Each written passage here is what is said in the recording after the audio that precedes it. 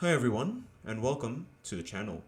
If you read the title of this video, we will be ranking and tiering archetypes that are in Yu-Gi-Oh!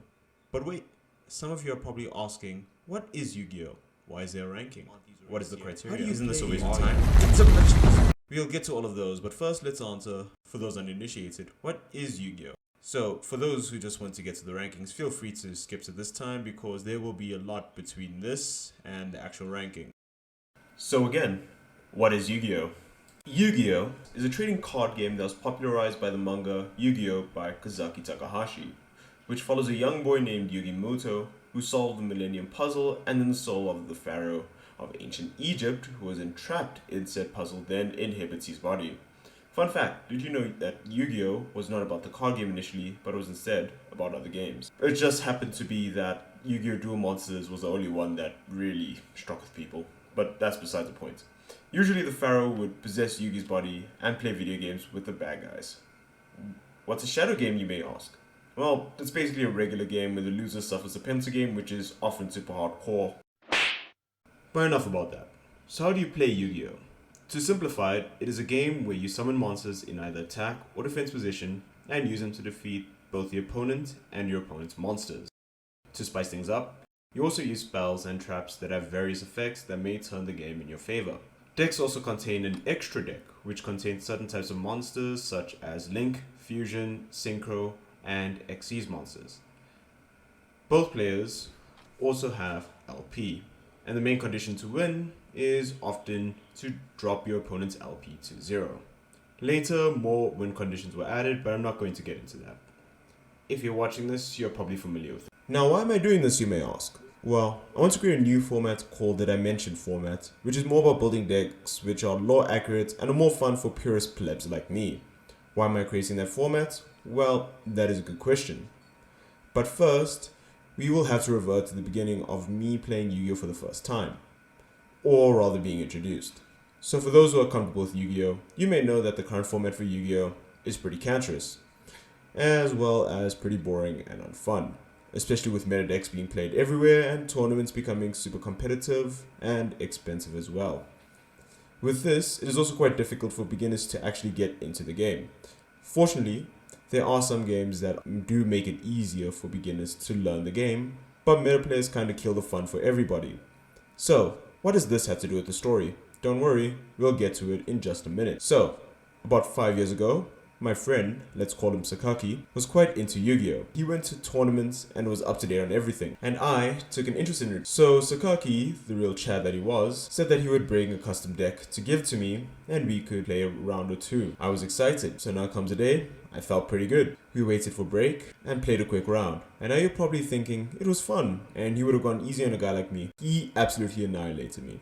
And it was so bad, I didn't even know how I lost. All I remember was, when I did something, it was either negated or removed. What made it worse was the fact it took around 5 to 10 minutes to finish a turn. If you're out there, Sakaki, I want you to know, you're a bit of a dick. Fast forward 2 years, I'm in university now. On a not so particularly busy day, I decide to go to a bookstore, and what's this I see? It's a Yu-Gi-Oh structure deck, and not only that, it's a zombie army starter structure deck, which I thought was pretty cool. I see other Yu-Gi-Oh players and ask the shop manager for recommendations, and after getting them, I purchased the structure deck. I asked if one of the players could play with me as I was a beginner and was really excited to play my deck. One of them, let's call him John, says sure, and I was super excited. So now the match was set, and I was ready. At this point in time, I was fairly familiar with Yu-Gi-Oh as I played Duel Links for nearly a year and was confident in playing the game. Obviously, Duel Links uses a speed duel format, but that doesn't really much matter at the moment. So, back to the story. I felt fairly confident. So we played, and I didn't just win, I got annihilated again. But this time, even worse. John, if you're out there, you're a bit of a dick. So, this absolutely crushed my confidence, especially in playing Yu-Gi-Oh! And made me shrink to only playing against AI and bots in Duel Links. So, if you picked up on the subtlety of the stories, you'll notice a trend here. Me sucking no. The difficulties for beginners to enter Yu-Gi-Oh! And how it can scare them away if not properly introduced. For Yu-Gi-Oh! To continue surviving, it needs fresh blood. Furthermore, people need to get off their high horses and be more friendlier towards these newer players. as Yu-Gi-Oh is fairly complex and can easily ward people off if not given care when introducing it. What I'm basically saying is going full kamikaze on new players is not the best way to introduce the game, especially if your turn takes 10 to 20 minutes just to finish, because quite honestly, nobody really enjoys that except the turn player. There's also another side to the story, and that is to allow people to play their favorite archetypes without making it unfun for both parties. So, back to the dimension format. What are the basic rules of this format? First of all, the rules need to be separated for both the Master Duel and Speed Duel formats, as these, while relatively similar, are not the same. So, right now I have the Master Duel format rules worked out. Obviously these are gonna change, but for now, here are the rules. First rule is, your deck may contain only one archetype. Second rule, you're allowed to add a limited number of generic cards, mainly to boost consistency. For now, this number will be 8, and this applies both to the main deck and the extra deck. This is not particularly a rule yet, but I am still thinking about the idea of allowing a certain number of out-of-archetype cards to be included in the deck. Next rule, archetypes may be mixed, but only under one condition, and that is for the cards to show a connection between the two archetypes' lore. For now, these cards will be called connectors. To give you an example, Ojamas can be mixed with Armed Dragons, as both Armed Dragons and Ojamas show up in the card Ojama match, hence they can be mixed. However, the card must be included in the deck, minimum one copy at least. For this format, a separate ban list will be enacted. And I do understand some decks work better as engines, but for now we'll just have to see what happens with this format as it is fairly young. Before doing this, I did reach out to the Yu-Gi-Oh community on Reddit. This proved to be a huge mistake, but also very helpful. Why was it a mistake, you ask? Well, the reception felt mildly hostile, as some people were against the idea and tried their best to poke some holes. But that's good, because poking holes allows me to see the shortcomings of this format. Also, some people were also interested in this format because not everybody is serious about deck building in Yu-Gi-Oh! And just want to have fun playing the game. One of the comments from the post said this may become a hero format. And maybe this is naivety, but in my opinion, while heroes do have a lot of support, their protection is quite honestly piss poor. And heroes, again, aren't necessarily difficult to play around. And this is coming from someone who particularly enjoys heroes. But for now, let's move on to the final question. So why the rankings? Why am I doing this? Well, I thought it would be interesting to see how these archetypes would fare in this format, and see how strong they are when they are played, when they are lore accurate. From prior experience, some fare better than others in the Speed Duel format, while some thrive in the Master Duel format. Particularly those that require on the number of monsters on the field, and those that rely on their link arrows. Now, this won't be 100% accurate, and I am more than open to discussing some rankings where, if I agree, and if I deem fair, will promptly announce where I made changes and why. And furthermore, I'm going to do my best to remain unbiased, because there are quite a lot of decks I do love which are particularly weak, but at the end of the day, they aren't just that good.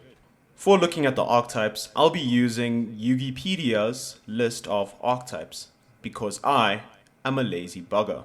Of course, I'll also be using this over here, which lists all the anime/manga only archetypes, because quite honestly, these aren't important as others, and thus can be ignored. However, when looking at the Speed Duel formats, especially Duel Links, some of these decks actually have been made into actual cards in the game. Thus, they will be discussed at one point. When looking at each of the archetypes, we'll be looking at 7 separate criteria, which is speed, how fast that archetype can work to get cards and monsters it needs on the field. Power, which is the final result and how impressive it is overall. The uniqueness/mechanic of the archetype, the oppressiveness, and by that I mean how much it can prevent the opponent from playing when it gets everything it needs. The consistency of the deck, the support it has received over the years, and its overall protection. So, we will be starting at. So, as you can already see, I am already skipping an archetype, and this is /assault mode. The reason for this is because /assault mode is a sub-archetype. meaning it relies on other archetypes to be able to actually function, and that is why it is skipped. So the first archetype you'll be looking at is Adigneister, which is actually one that I personally love. The deck itself has a pretty good speed, as the monsters, as well as its spell and trap cards, do a pretty good job of getting the cards it needs, as well as providing some good effects. What's more, it's not that difficult for the deck to destroy your opponent's board, and can be pretty consistent at times. The downside is that its protection is okay, as it is not immune to all forms of removal, and not every hand you will have is perfect. The boss monster of the archetype, the Arrival Adigneister, is pretty formidable when it's at full power, where it has a lot of protection, and furthermore has a nifty effect where it can destroy one other monster on the field and special summon a token. But its mechanic again is not that unique. I suppose one aspect that is unique is its overall usage of the spell Igneister Island or Island. But that's all I can say. This deck is also not too bad to play against, as it's not really that oppressive to the other player by negating everything and stopping them from doing whatever they need to accomplish. So I would give the ratings as follows.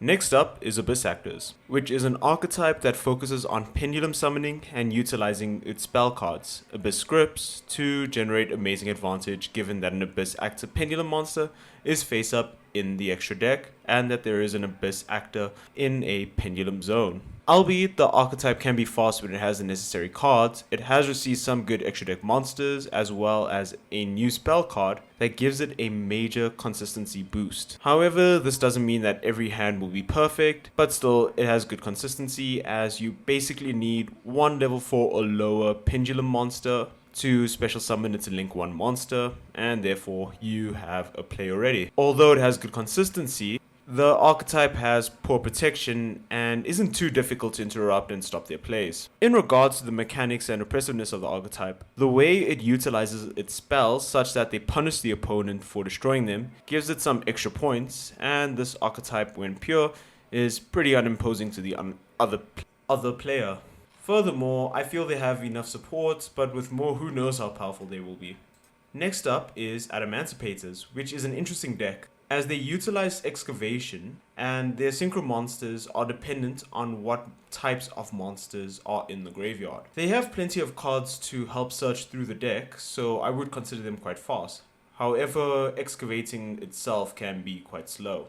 When they get a full board out, they can be pretty painful to deal with, as they can get a good number of negates as well as can pop a couple of cards during either turn. With their cards, they can be quite consistent, and with their negates provide a decent amount of protection as well. From what I can see, they have received at least 1 or 2 waves of support, and if this is just the beginning waves, imagine what support they could possibly get later down the road. Now, Aliens is a unique case, as they utilize counters and is more of a control-orientated archetype, so they are expected to be pretty slow. However, their inboard is, in my opinion, not that impressive, and it isn't rare to get a bad hand at times. And the support for them has, even though it is there, it has just not been that great. From what I can see also, they aren't really that oppressive to the other player during their turn and stop them from playing, and have little to no protection. So it is kind of a shame that such a unique mechanic doesn't really receive as much love. Maybe I just don't understand enough about aliens, but at the current moment that's how I kind of see it. I'm not even going to bother going over Allure Queen. It's just sad, no. Ally of Justice is an interesting archetype in the case that it only works well against one attribute, and to be quite honest, that's about it. So unless you are playing an archetype that mainly consists of light monsters, they just are bad in every angle and not really worth it. Next up is Altergeist, which is an archetype that mainly focuses on swarming the field and disrupting your opponent's plays. Most of the monsters have a slight form of disruption capabilities, and its link monsters give the most form of disruption, as they have all forms of negation as well as gaining attack. If not stated before, they also have some amazing swarming capabilities. When playing Altergeist Pure, it's not that rare to get a bad hand. However, if you, unlike me, knew what you were doing as you were playing, you would be able to utilize this deck to its full potential, where if this deck is used properly, it can be quite daunting. Next up is the Amazement archetype, which is supported by the sub-archetype Attraction. Personally, I love this archetype. While it can be pretty slow to set up a good board, you will not be likely to have a bad hand. However, the deck itself isn't too powerful, but is decent enough to get through some boards, but not all. The trap cards, depending on whether it targets your monsters or your opponents, will either boost you or nerf your opponent's monsters. I consider this to be a pretty unique mechanic. However, since it relies on trap cards, Harpy's Feather Dusters, Lightning Storm, and basically any card that removes traps will be the definite end of this archetype. But otherwise, it's pretty decent overall. Next up is Amazonas, archetype which is a pretty old archetype and has received numerous waves of support over the years. The archetype is mainly battle focused, with a lot of spells and traps in the archetype supporting the monsters. In terms of protection, it has a lot of decent protection for battles. However, over the years, more support has been added to allow them to even have good protection against card destruction. However, they are still susceptible to card removal. The deck can be fairly consistent when it needs to be, however, it's never too consistent. And even if it was, it still doesn't help with its speed, where it can be quite slow to get the cards it needs, requiring more than one turn. Furthermore, well-placed negates can stop this in its tracks. So overall, it's a decent deck. Next up is Amorphage, which is a pendulum-based deck that basically aims to lock your opponent out of certain mechanics. All your monsters have the monster ability to lock your opponents out of their extra deck, while their pendulum effects vary, and they aim to lock certain mechanics for your opponent. While on paper that sounds like an awesome idea, its execution leaves a lot to be desired. For one thing, this deck can be pretty slow. Furthermore, to keep up some of the effects, you will need to tribute to pay the cost of these cards during each of your standby phases. Thus, you will need to at least tribute a minimum of one monster per turn, but fortunately it is a pendulum based deck, so you can just special summon them out every turn. But you can only get one out unless you have a link monster on the field. Its boss monster, which is a ritual monster, is pretty insane, allowing you to skip your opponent's main phase 1 the turn it is ritual summoned, and even negating face-up fusion, synchro, and Xyz monsters. The monster I am talking about is Amor Factor Pain, the Imagination Drake Overlord. Although its end goal is pretty unique in trying to lock out your opponent, the deck itself is quite slow and can be inconsistent at times. Ancient Gear, in my opinion, is a pretty meh kind of deck. Although I have tried on numerous occasions, I can't seem to get into the archetype as it just seems boring and bland to me. With a full board, it can be quite dangerous, and if you're not careful, they can end you in one turn. Furthermore, they have received quite a lot of support over the years. If the archetype is played pure, they can be a little inconsistent, and their protection outside the battle phase is kind of sad. So overall, it's pretty decent, but again, it's kind of boring. Next up is Ancient Warriors. This archetype shares some similarities with Brotherhood of the Fire Fists, as in they both utilize continuous spells to provide a lot of advantage. The monsters for this archetype have a unique effect of supporting one another, especially when they're on the field, and their only link monster, Double Dragon, is pretty amazing, as it provides a pretty good consistency boost, as well as provide an attack boost. The deck itself can be a nuisance, but isn't too difficult to play around, and their protection varies depending on what monsters you have on the field. In terms of support, it's pretty decent. Next up is Arcana, as it is a pretty unique deck, where their monster effect varies depending on which side the coin toss lands. If they get a full end board, they can be pretty strong, especially with the unique effect of skipping your opponent's turn, especially if they are unlucky. Unfortunately, the deck suffers with some consistency issues and can be pretty slow. This archetype may need some more support because its current playstyle is just a little too slow and inconsistent. Archfiend is an archetype I am not all too familiar with, but I will try my best to understand it. This archetype is surprisingly diverse in the types of monsters it has, especially in the extra deck where it has all types of monsters, as well as having a ritual and pendulum monster as well. Previously, a lot of their cards require you to pay LP just to keep them on the board, unless you have their field spell, Pandemonium, on the field, which removes the need to pay LP.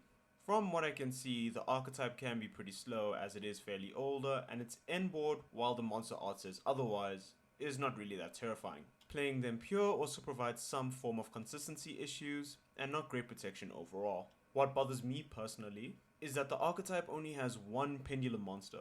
So you would never use it to pendulum summon, and the only thing you can use it for is just to destroy one of your opponent's spell or trap cards. Weirdly enough, this deck received a lot of support over the years, but you can still stop them with one well-placed negate. Even then, they aren't too difficult to play against unless your opponent knows what they are doing. So overall, it's okay. Not great, but it's okay. You know, Armed Dragon is cool. But you know what's even cooler? Armed Dragon Thunder. Armed Dragon on its own was pretty slow and usually had pretty bad consistency issues, but with Armed Dragon Thunders added, they are much more faster. The reason I say this is because the level mechanic in Yu-Gi-Oh was notoriously slow, but it seems that they have revamped it so that you can level up the monster during the same turn instead of waiting until your next standby phase. Furthermore, instead of waiting a turn, you just discard one card and just level up the monster. And the Armed Dragon Thunder monsters also provide the effect that when they're discarded, you can add a Wind Dragon type monster to your hand. The recent support for the archetype really changed its playstyle, speed, and consistency, but there's still other problems. For one, the archetype really lacks protection. Furthermore, it has no way to negate your opponents or stop them from playing, but otherwise the direction they're going in is absolutely beautiful because again, it just changed such a mediocre archetype to something really awesome. Ah yes, aromas. Another favorite of mine, as they are both pretty unique and can be pretty annoying for the other opponent. This archetype aims to play with your life points by making it grow, or decrease depending on the card. Its monsters benefit from this increase in LP, and quite honestly, it is just fun. Well, for the person playing aroma, not so much for the other one. However, as fun as this archetype can be pretty slow, and it's not rare to have a bad hand. But when it works, it's really fun. Unfortunately, their protection is pretty lackluster because if you get rid of their spell and trap cards, then basically they kind of lose a lot of power. This archetype can be quite oppressive, but if you know how to play against it, it's not too difficult to dismantle their strategy. Unfortunately, their support has been coming in very rarely, but that's fine. They can play with the current support they have already, and I have a feeling they will get more support at one point in the future. Artifact is a special case because in the Dimension format they will need a bit more generic cards to allow them to actually just function. The archetype isn't fast by any means, as the best hand you can make is set 5 and end your turn. Consistency can be a problem as you will need to have some way to destroy them during your opponent's turn, and will need to actually have decent monsters that you set. The uniqueness and downfall of this deck comes in the form of that its archetype is made of only monsters with the effect to set themselves in the spell and trap zone. When they are destroyed during your opponent's turn, they then special themselves and have a pretty cool effect. However, they can still be banished, and that's that. Doesn't do anything. Or the opponent can just attack, and that's that. You can't do anything. So yeah, unique mechanic, but they are pretty dicey. And just a little note to add, even though they have received spell cards and trap cards that allow them to special summon themselves, as well as an amazing Xyz monster that allows you to pop one of your cards, the drawbacks are still significant. And then finally, Atlantean. Can't make a full deck in the Master Duel format, but due to connections to Mermail, it will be looked at a later stage.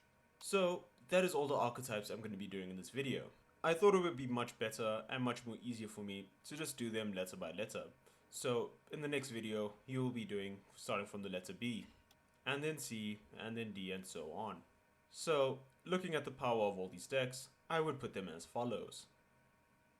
Yeah, that's pretty much it. If you have a problem with any of the rankings or how I describe some decks, please discuss it in the comments. And if you make a valid point, and after some careful revision, I will then make the change and announce it in the next video. But for now, that's it. Thank you for watching the video, and see you next time.